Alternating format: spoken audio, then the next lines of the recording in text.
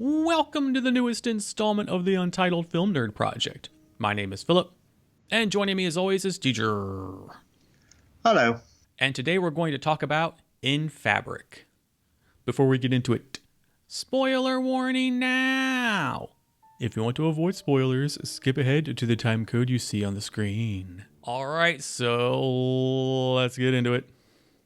And what did you think about this one? This movie was fucking weird. Yeah. Like, the fuck? The movie. Like, it was an interesting movie, but it was also pretentious as fuck. Oh my god. Like, I found it more annoying than not. It's written and directed by Peter Strickland, who also did Barbarian Sound Studio, which we also had issues with. Mostly, if I remember correctly, it was because we thought it was kind of boring. Yeah. This one wasn't boring. It was just weird.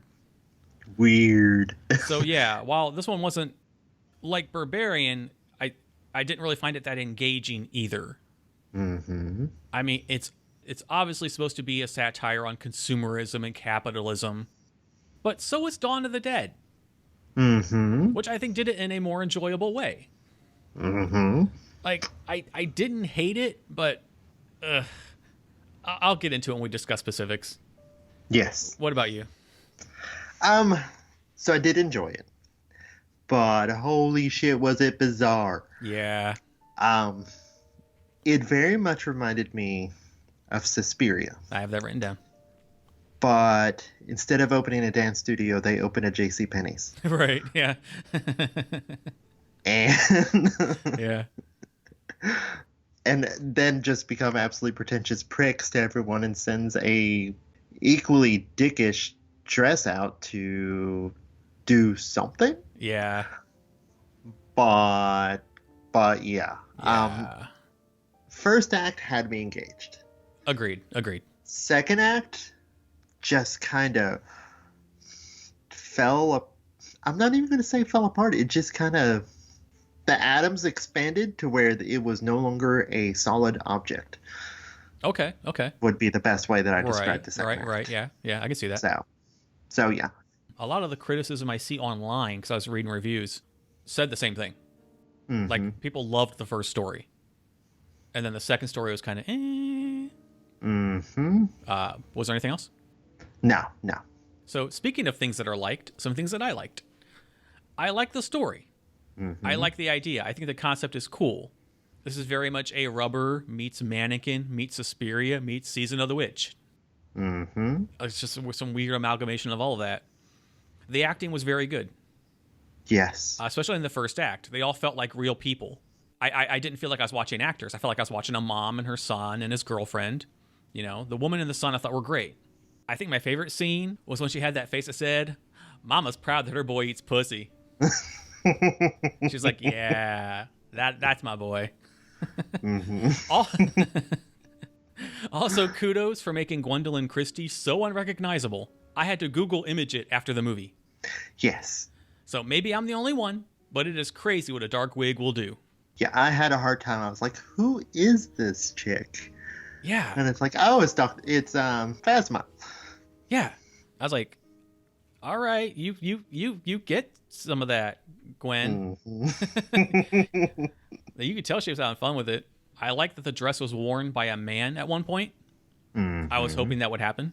At the end, I like that everyone that had worn the dress and died were in layers of hell sewing new dresses. Yep, out of their own blood. Yep, that was fucking cool. And I will say that a movie about an evil dress that kills people, just say that out loud, could have been really hokey and ridiculous. And to its credit, it wasn't. Because they play everything 100% serious and genuine. So on the plus side, the movie felt no nonsense. The story itself wasn't pretentious to me. The way they told the story was pretentious to me. What did you like? The acting is the number one thing. Agreed. The music, some of the cutaway scenes I liked when it was just showing either the commercial or the catalog, and then all of a sudden that scary ass mannequin hand would just pop out of nowhere. Mm. The woman that ran the JCPenney's from Hell. Mm-hmm. I really liked her. Mm. And I really liked the little things, like when she was going down to hell, Mm-hmm. down that elevator, and how shows one person her face is normal, next person it's like some sort of fucked up gleeful look. Yeah. Kudos to her on that. But yeah, I think for the most part, it was the acting that was the number one thing. And also, as we already touched upon, the first story. Mm-hmm. I really like the first story. Agreed. Yeah. But on to what we didn't like. Okay. So some things I thought could have been better. In my notes, I called this Try Hard the Movie. They tried too hard with the music. You liked it. I can respect that. I didn't like it. I found it more grating, and a couple times I had to take my headphones off because it was hurting my ears. Mm-hmm. They tried way too hard with the editing. From the unnecessary jump cuts between catalog models and weird artsy edits of random shit, it was distracting, and the quick flashes hurt my eyes. Mm-hmm. They tried too hard with the framing. Sometimes it was just like, why? They tried too hard with the cinematography. Again, they were going overboard on certain stuff, but it also suffered more because of the editing and framing. They tried way too hard with the script. Like, was random shit that makes no sense written to the script? Or was there an overarching significance to having someone masturbate a mannequin that might be alive? Yes. At that point, I was like, if the movie Mannequin from the 80s were a horror movie, it'd be this. Yes. But what was the point? At this part, I started fast-forwarding through the artsy, long-take, annoying music bullshit bits. Like, it just... What was the fucking point? Mm-hmm. And speaking of annoying music bits, they tried too hard with the sound design. Way too hard with the sound design. This is my biggest complaint. Half the sound design stuff wasn't needed, and much like the music, I was taking my headphones off because it was freaking hurting my ears to listen to. I don't need random dudes screaming for no fucking reason so loud that I have to take my headphones off. It wasn't enjoyable. They tried way too hard with the dialogue. Mm-hmm. Case in point, the salesperson and maybe owner guy in the store, everyone was acting like fancy poetry speak was normal. No one was like, what the fuck are you talking about? Because I would have been. I came to buy a fucking dress, not deal with this nonsense. And I get that it was to set the ambiance of the entire department store. Mm-hmm. But why? What? So instead of using all of these tools to help tell the story, it felt like it was focused more on being pompous and grandiose than it was on the narrative. We weren't even 2 minutes into the movie before I wrote, the opening credits are obnoxious as fuck. Also, did they just spoil the entire movie? All of these try-hard elements just ended up overshadowing characters that I enjoyed. And an overall plot that I actually liked. And it's disappointing that it chose to be so cryptic and esoteric to such a degree that it hurt the film in the end. I have some other thoughts that I'll touch on, but I want to, what didn't you like? It's going to be very much like the stuff that you touched on. The shit that was just so beyond random. Mm-hmm. Such as I'm assuming that they were a married couple, the gay bosses. Yeah, I have them. Yeah, I have them written down. That delve far too much into everybody's life. Yeah. What did you dream about last night? You went to the bathroom for longer than 2 minutes. Are you on heroin? Yeah. That's elite. So, them. Mm-hmm. Because first, one time it was just like, okay, well, that's quirky and weird. But then they kept on popping up. And it's just like, what purpose do you serve other than to just be obnoxiously weird? And then the second act, when we switched characters, Mm-hmm. and we got the nerdy repairman Mm-hmm. that could somehow send people into an orgasmic trance. Just by listing off how he would fix your washer. Yes. Yeah. And even at that, weird. Uh-huh. Then he just dies from, like, the dress causes the gas to leak and he just dies that way. And why did we spend all that time with crazy orgasmic repairman speech? And then there was even the ending itself, the climax, came out of nowhere. I discussed that as well in a minute. Yep. Like, I totally thought we still had 20 to 30 minutes of the movie left, and all of a sudden, thank God we didn't. Dickhead Dress decided to turn the tables on the department store, and it's like, you know, I'm going to firebomb this shit, and everyone's going to beat the shit out of you. Mm-hmm. And I'm out. Yep.